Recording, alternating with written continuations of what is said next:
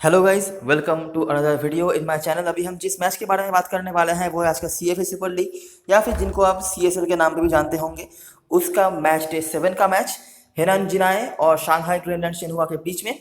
तो इससे पहले हमने कोई भी CSL का मैच कवर नहीं करा है हमारे चैनल पर, यह पहला मैच है।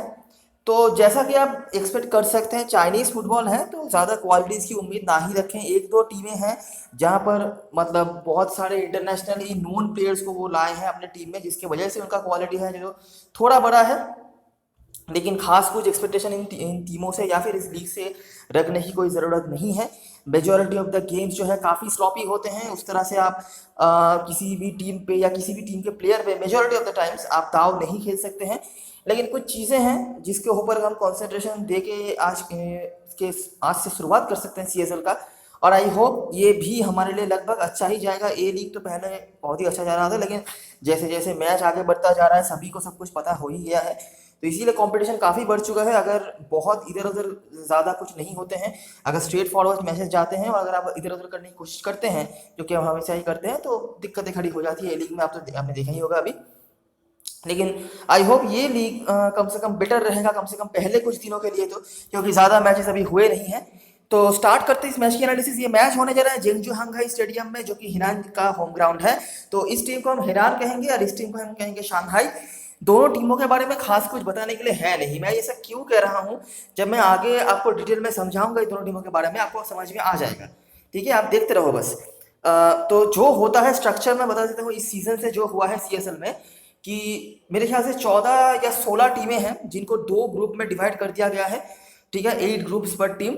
तो ग्रुप ए में ये दोनों टीमें रहती हैं और ये इंटर ग्रुप मैचेस अभी हो रहे हैं। अब इस ग्रुप लीग के ग्रुप स्टेज के बाद जो भी टीमें टॉप 2 या 3 पे खत्म करेंगे वो नेक्स्ट मतलब नॉकआउट स्टेजेस पे जाएंगे, ऐसा कुछ होगा। लेकिन फिलहाल के लिए जो चल रहा है, हेनान 8 टीमों की टेबल में 7वें स्थान पर है और शांघाई चौथे स्थान पर है। लेकिन दोनों टीमों में ही ज़्यादा कुछ डिफरेंशिएट करने के लिए कुछ ज़्यादा है नहीं। तो देखते हैं हमें क्या क्या चीज़ें आगे मिलती हैं। आखिरी जो हेड टू हेड मैच हुए थे, इवन आखिरी अगर मैं 2-3 हेड टू हेड मैचेस की बात करूँ तो बहुत सारे गोल्स हुए हैं इन दोनों टीमों के बीच में, और जो कि आप उम्मीद भी कर सकते हैं इन दोनों टीमों से। कैसे, मैं दिखाता हूँ आगे। तो शांघाई ने 3-2 से हरा दिया था, जहाँ पे शांघाई की तरफ से कारांगा ने यहाँ पे गोल करा था। जैसे हिनान की तरफ से कारांगा ने दोनों गोल करे थे, और शांघाई की तरफ से यहाँ पर मोरेनो, शिनवुक और बेंच से आके झेन ने गोल करा हुआ था। तो ये सब नाम आपको धीरे धीरे समझ में आ जाएगा। जो रिपोर्ट है वो ही। अच्छा, रिपोर्ट से पहले मैं जो चीज़ आपको दिखाना चाहूँगा यहाँ पे, सांघाई की जो टीम है on paper slightly better team है। ठीक है, उनके पास जो मिडफील्ड है वहां पर कंट्रोल करने वाले प्लेयर सप्लायर काफ़ी बेहतर हैं। ठीक है, लेकिन अटैकिंग थर्ड में दोनों ही टीमों के पास कुछ खास मतलब क्वालिटी की आप उम्मीद नहीं रख सकते। गोल्स भले ही वो कर रहे हैं, लेकिन उतना खास कुछ नहीं। ठीक है, ऑफ कोर्स वीकर टीमों के अगेंस्ट में ही ये गोल करते हैं। जब भी बात स्ट्रॉन्गर टीमों के अगेंस्ट में आती है ये बिल्कुल शांत हो जाते हैं। तो यहाँ पर जो आप देख सकते हैं, हिनान की तरफ से इनके डिफेंस में एक प्लेयर डाउन हो चुके थे, लेकिन उसके बावजूद भी इनका जो डिफेंस था उतना बुरा नहीं था। लेकिन इनका होल्डिंग मिडफील्ड बहुत ज़्यादा खराब था। इनके मिडफील्ड में एक बहुत ही इंपॉर्टेंट प्लेयर खेलते हैं जिनके ऊपर इनका जो मतलब सप्लाई लाइन है डिपेंड करता है, वो है ईवो। इसके सिवा यहाँ पर चाओ जिनहाओ जैसे प्लेयर्स खेल रहे थे, लेकिन कुछ खास हुआ नहीं था। ये जो दोनों प्लेयर्स हैं यहाँ से आप देख रहे हैं, ये कभी भी विंग बैक्स या फुल बैक्स के तौर पे खेल सकते हैं। यहाँ पर आप जैसे देख सकते हैं, यहाँ पर साइड मिडफील्डर के तौर पे खेल रहे थे।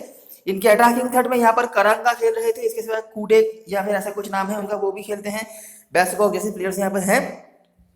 दूसरी तरफ से सांघाई की तरफ से बात करी जाए, दोनों टीम्स मिलाकर सबसे इंपॉर्टेंट प्लेयर इंक्लूडिंग सांघाई के वो हैं मोरेनो। क्या मोरेनो नाम है मुझे पता नहीं, मोरेनो ही का नाम है, यही आप पकड़ के चलिए। क्यों, बहुत बड़े गोल स्कोरर हैं ऐसी बात नहीं है, लेकिन दोनों ही टीमों में से अगर मिनिमम क्वालिटी कोई प्लेयर रखता है तो वो मोरेनो ही है। पासिंग से भी लगभग 40 से 50 पासेस निकालने की क्षमता रखते हैं। सेट पीस लेते हैं। असिस्ट प्रोवाइडिंग पोटेंशियल बहुत ही बढ़िया है।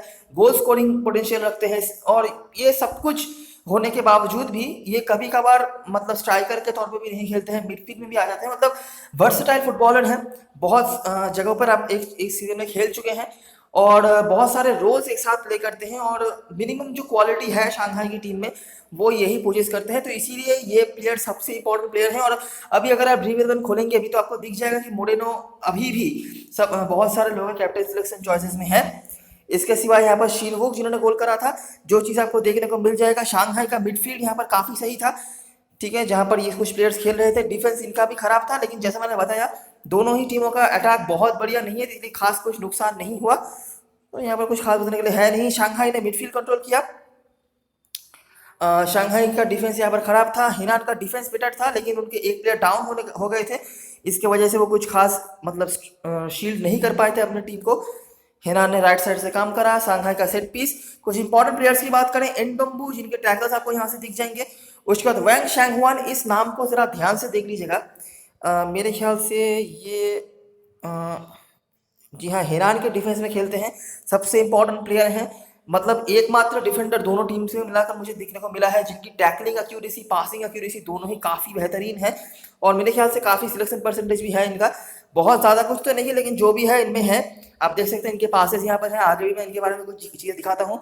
उसके बाद चाओ युनडिंग और ईवो, इनके क्रॉसेस वगैरह रहे हैं। चाओ युनडिंग यहाँ पर आपको दिख जाएंगे। यहाँ पर ये सेट पीस लेते हैं शंघाई के होकर, मोरेनो के अलावा।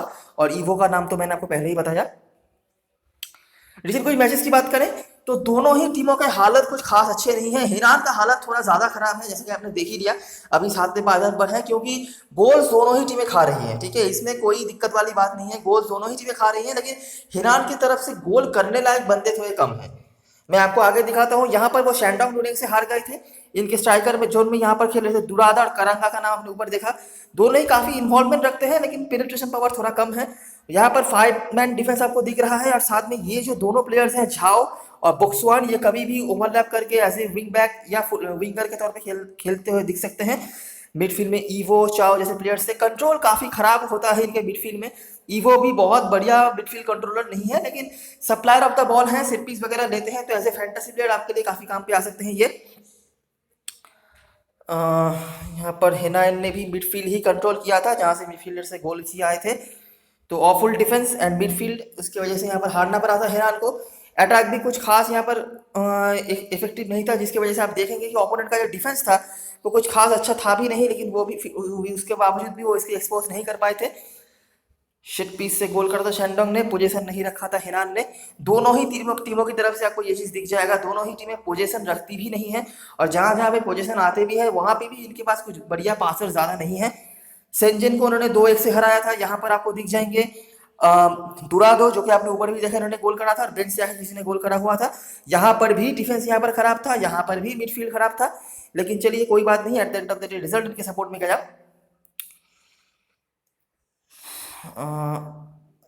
तो वो जो ओपोनेंट थी सेंजन, वो मतलब हिनान से भी नीचे पायदान वाली टीम है शायद, तो बहुत खराब फुटबॉल उन्होंने खेला था। Consider red card, give away own goal, जिसकी वजह से वो जीत पाए।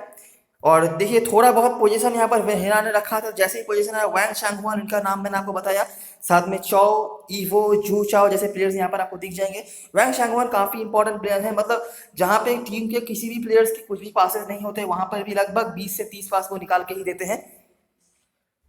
जियांगसू सुनिंग से 3-4 का यहाँ पर गोल से उनको हारना पड़ा था। डेली बहुत सारे गोल्स करने वाली टीम तो ये है नहीं, लेकिन जियांगसू सुनिंग ने भी काफी सारे इनॉर्स वगैरह करे थे, जिसकी वजह से दुरादो, इन्होंने यहाँ पर भी 2 गोल मारे थे। साथ में ईवो का असिस्ट पोटेंशियल आप देख सकते हैं। साथ में जैसे मैंने बताया, ये जो दोनों साइड मिडफील्डर्स आप कह लीजिए या फिर विंग बैक कह लीजिए, ये काफी इन्वॉल्व होते हैं, और आपने देखा यहाँ पर झाओ ने गोल भी करा था। डिफेंस और midfield as usual and as expected खराब, ठीक है, इसलिए 3 गोल खाना भी पड़ा। और जो चीज़ आपको दिख जाएगा कि डिफेंस यहाँ पर फिर से खराब था, जैसे कि आप एक्सपेक्ट कर ही सकते हैं। विंग बैक्स ने अपरेट किया, वहां से गोल भी आए, scored and considered from set piece. Henan ने राइट साइड का इस्तेमाल करा, और जियांगसू सुनिंग से जो मैच था उन्होंने लेफ्ट साइड का इस्तेमाल करा था। फिर से आप देखेंगे वैंग शैंगवान के यहाँ पर टैकल्स भी थे, पोजीशन नहीं रखा। के झाओ, बुक्साओ, ये कुछ प्लेयर्स थे, कुछ गिने चुने प्लेयर्स ही हैं, ज़्यादा कुछ बताने लायक है नहीं, और ज़्यादा कुछ स्टाइल बताने लायक भी है नहीं। मतलब आप इन टीमों से बहुत ज़्यादा कुछ अलग हट के एक्सपेक्ट नहीं कर सकते हैं।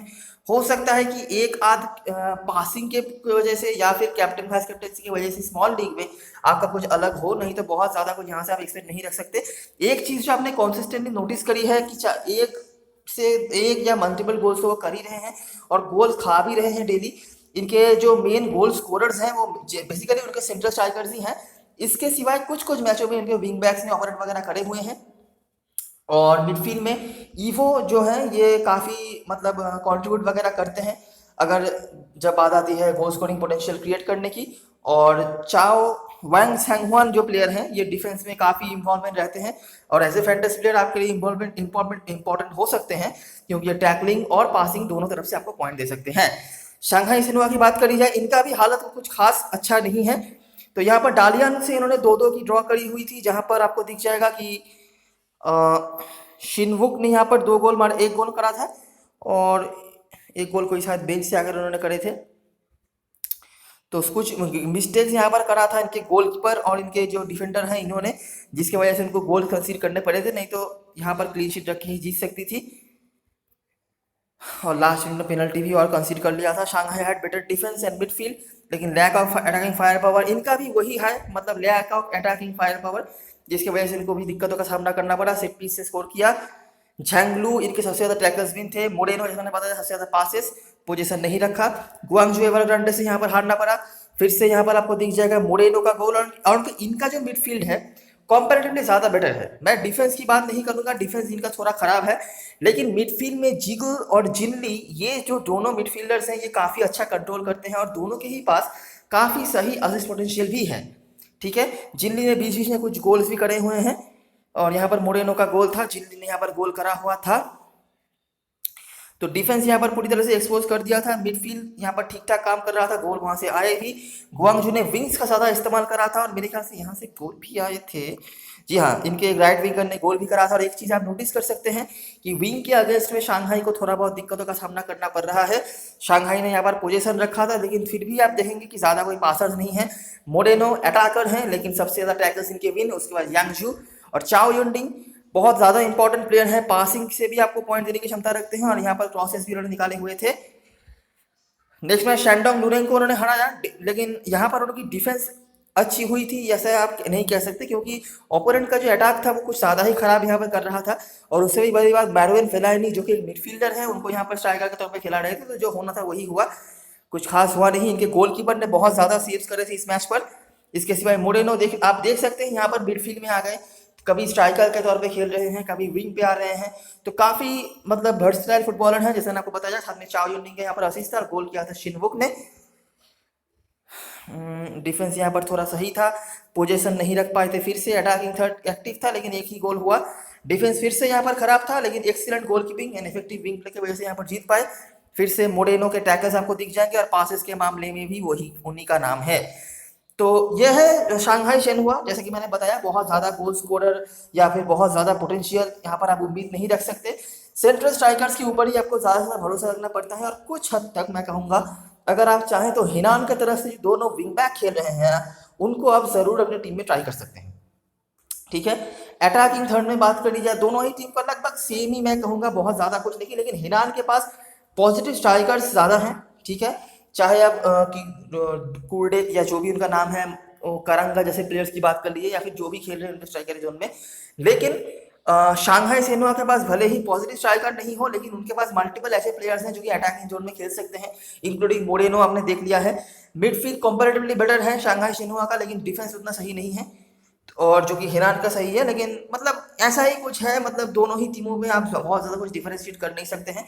तो ये सब कुछ देखने के बाद मुझे जो लग रहा है कि दोनों ही टीमों से गोल तो होने चाहिए। अभी क्या है, दोनों ही टीमों के पास पॉजिटिव पासर्स नहीं है, तो मेरा सजेशन यही होगा कि ज़्यादा मतलब पासिंग के ऊपर डिपेंड करके प्लेयर्स को लेने की कोई ज़रूरत नहीं है आज के मैच में। ठीक है, क्योंकि आपने देख लिया जहाँ पे पोजीशन रहता भी है वहाँ पर भी एक आध प्लेयर के सिवाय कोई ज़्यादा बहुत बढ़िया कुछ नहीं कर रहे हैं। क्लीन शीट की उम्मीद मैं तो नहीं रख रहा। ठीक है, हो सकता है एक बार के लिए आप शांघाई शेनहुआ की तरफ से भी कुछ क्लीन शीट के बारे में सोच सको, लेकिन मैं क्लीन शीट के साथ नहीं जा रहा। हो सकता है कि मैं 3 डिफेंसिव ऑप्शन शांघाई शेनहुआ की तरफ से रख लूँ, लेकिन इससे ज़्यादा कुछ नहीं। ठीक है, और मेरा जो प्रेडिक्शन है, इस मैच में कोई भी टीम की तरफ से यहाँ पे 2-1 या 2-2 टाइप का कोई स्कोर लाइन हो सकता है, 1-1 भी हो सकता है, लेकिन 0-0 मैं नहीं एक्सपेक्ट कर रहा, क्योंकि दोनों ही टीमों के डिफेंसिव थर्ड में काफ़ी एरर्स वगैरह हैं, और क्योंकि इनके दोनों ही टीमों के जो अटैकिंग थर्ड हैं रेगुलरली गोल वगैरह कर रहे हैं, तो इसीलिए। ठीक है, सेट पीस टेकर्स की बात करें तो यहाँ पर ये सब नाम को जरा देख लीजिएगा, ये काफ़ी इंपॉर्टेंट हो सकते हैं आपके लिए। मोरेनो पेनल्टी देते हैं, और उसके बाद शिनवुक ये आते हैं, और युनडिंग जाओ जैसे आपने देखा, और एंडम्बू शांघाई की तरफ से डुराडो ये पेनल्टी देते हैं, इसी दिन में एक लिया भी है शायद, और उसके बाद ईवो और वैंग ये फ्री किक में आते हैं। और अभी तक जो हुए हैं वहाँ से शिनवुक हिनान की तरफ से, डुराडो शांघाई की तरफ से हाईएस्ट गोल स्कोरर्स हैं, और असिस्ट के मामले में कुछ बताने के लायक है नहीं। अभी एक बार देख लेते हैं दोनों टीम की पॉसिबल लाइनअप्स इन्फॉर्मेशंस। तो मेरे ख्याल से दोनों टीमें इस तरह के कुछ फॉर्मेशन के साथ आ सकते हैं, बहुत ज़्यादा कुछ एक्सपेक्टेशन रखने की ज़रूरत नहीं है। इसीलिए मैं यही कहूँगा कि ऐसे ही टीम बनाइए जो लगभग सिलेक्शन परसेंटेज के साथ ही जाता हो, क्योंकि सिलेक्शन परसेंटेज में बहुत सारे ऐसे प्लेयर्स हैं जिनको आपको रखना ही पड़ेगा। जैसे मैंने आपको बताता हूँ, यहाँ से ये दोनों स्ट्राइकर्स देखिए, मेरा सजेशन यही होगा कि ईरान की तरफ से मेजोरिटी ऑफ द अटैकर्स जो है उनको लेके चलिए। दो रीज़न है, क्योंकि हेनान का जो स्ट्राइकर्स, उनके जो स्ट्राइकर्स हैं वो कंपैरेटिवली ज़्यादा पेनिट्रेटिव हैं, पॉजिटिव स्ट्राइकर्स हैं, आप कैसा कह सकते हैं। और शंघाई का डिफेंस बिल्कुल अच्छा नहीं है, और डेली डेली उनका गोलकीपर बहुत सारे सेव्स करके मैच जिता देगा, ऐसा उम्मीद मैं नहीं रख रहा है। तो इसीलिए इनके स्ट्राइकर्स दोनों को ही आप रख सकते हैं। उसके बाद जू, या यहाँ पर जो है कौन है ये, नाम भी काफ़ी मुश्किल है, बाऊजी, इनमें से जो भी खेले, स्पेशली अगर जू खेलते हैं तो आप इनको ज़रूर अपने टीम में रख सकते हैं। मोरेनो सबसे इंपॉर्टेंट प्लेयर दोनों टीमों में से, और मेरे ख्याल से सेफेस्ट कैप्टन चॉइस बन सकते हैं स्मॉल लीग में। इनको लेकर ज़्यादा कुछ छेड़खानी करने की कोई ज़रूरत नहीं है। युंडिंग बहुत ही बढ़िया सप्लायर ऑफ द बॉल है, आपको रखना ही चाहिए इनको। एल शराबी बहुत बड़े नाम है, ठीक है। यूरोप में भी अगर आप थोड़ा बहुत फुटबॉल देखते हो आपको पता होगा एल शराबी बहुत ही बड़े नाम है, लेकिन यहाँ पर उस तरह से कुछ खास कर नहीं पा रहे हैं। और मुझे नहीं पता कि आज के मैच में अगर हेनान के ये दोनों विंग बैक्स खेलें ठीक ठाक से तो फिर से क्या मौके आ जाएंगे एल शराबी के पास। लेकिन अगर ये खेलते हैं तो हो सकता है बहुत सारी जनता इनको लेके चले, तो आप भी लेके चल सकते हो। बाकी मेरा कुछ खास यहाँ पर बताने के लिए है नहीं।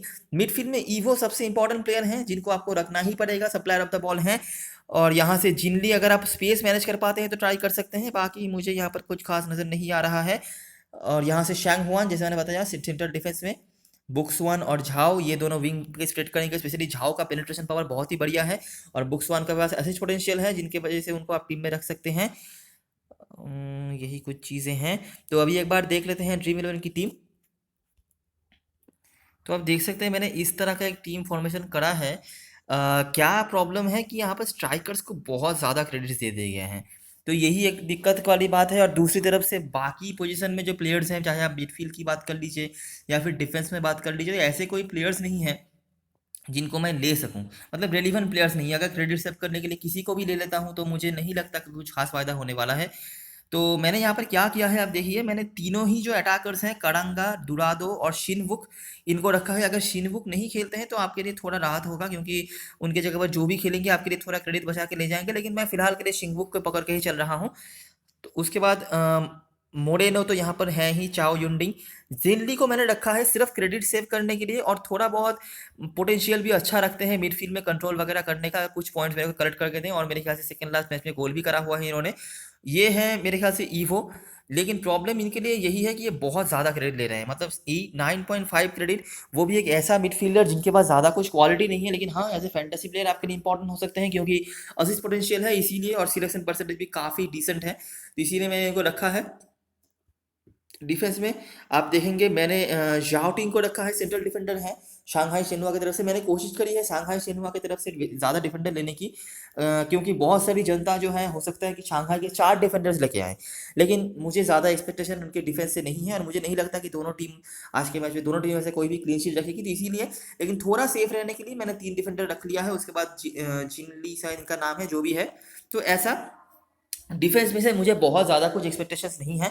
मैं जो आपको कहना चाहूँगा कि डिफेंस में जब भी आप प्लेयर्स को चूज़ करेंगे, इस प्लेयर को ज़रूर लेना, मेरे तरफ से तो ये हाँ है आपके लिए। और अगर कोई विंग बैक आपको दिख जाए ईरान की तरफ से, नहीं तो डिफेंस में ज़्यादा कुछ करने की ज़रूरत नहीं है। यहाँ पर आप ज़्यादा क्वालिटी वाले प्लेयर्स को अगर लेंगे तो क्रेडिट मैनेज नहीं कर पाएंगे, जैसा कि मैं यहाँ पे बुक्सवान को नहीं ले पाया। आप देख सकते हैं ये 9 क्रेडिट में मिल रहे थे। इसके सिवाय भी यहाँ पर आपको मिंगयान का ऑप्शन दिख जाएगा, जो सेंट्रल डिफेंस में खेलते हैं, हेडिंग पोटेंशियल काफ़ी अच्छी है, लेकिन मैं सारे प्लेयर्स को यहाँ पर मैनेज नहीं कर पाता। तो जो रिस्क आप ले सकते हो वो है इस पे, क्योंकि ये अगर असिस्ट नहीं प्रोवाइड करते हैं तो बहुत ज़्यादा कुछ पॉइंट्स आप इनसे नहीं ले पाएंगे, और 9.5 क्रेडिट ये ले रहे हैं, तो यही एक चीज़ होगा। लेकिन सिलेक्शन परसेंटेज ज़्यादा है और स्मॉल लीग कॉम्बो है, इसीलिए मैंने ऐसा किया है। अगर किम शिन वुक यहाँ पर नहीं खेलते हैं तो इनके जगह पर जो भी खेलेंगे आपको क्रेडिट सेव करके दे जाएंगे, तो आपके लिए थोड़ा आसानी हो जाएगा। कैप्टन वाइस कैप्टन चॉइस की बात करें, सारी जनता मोरेनो के साथ जा रही है, आप भी जा सकते हो, लेकिन एक चीज़ ध्यान रखना कि मोरेनो पॉजिटिव स्ट्राइकर नहीं है। उन्होंने गोल करे हुए हैं, पेनल्टी वगैरह लेते हैं और सेफेस्ट पॉइंट स्कोरर है अनडाउटेडली, लेकिन पॉजिटिव स्ट्राइकर नहीं है। बड़ी लीग में इनको ज़रूर कैप्टेंसी से हटा के ट्राई करना। यहाँ पर करंगा, दुरादो जैसे जो ऑप्शंस हैं ये पॉजिटिव स्ट्राइकर्स हैं और ये गोल्स करते हैं, ठीक है, भले ही पासेस वगैरह के या सेफेस्ट पॉइंट स्कोरर नहीं हो, ठीक है। तो ये रही सारी एनालिसिस और ऑब्जर्वेशन। अगर आपको अच्छा लगा हो तो लाइक ज़रूर करना, सब्सक्राइब कर लेना चैनल को। डिस्क्रिप्शन बॉक्स में टेलीग्राम चैनल का लिंक होगा, वहाँ पर जो है ज्वाइन हो जाना। अगर आपको लास्ट ओवर पे कुछ इंपॉर्टेंट अपडेट्स वगैरह चाहिए तो जब लाइनअप अनाउंस हो जाते हैं, तब तक के लिए best of luck for this match and goodbye for now.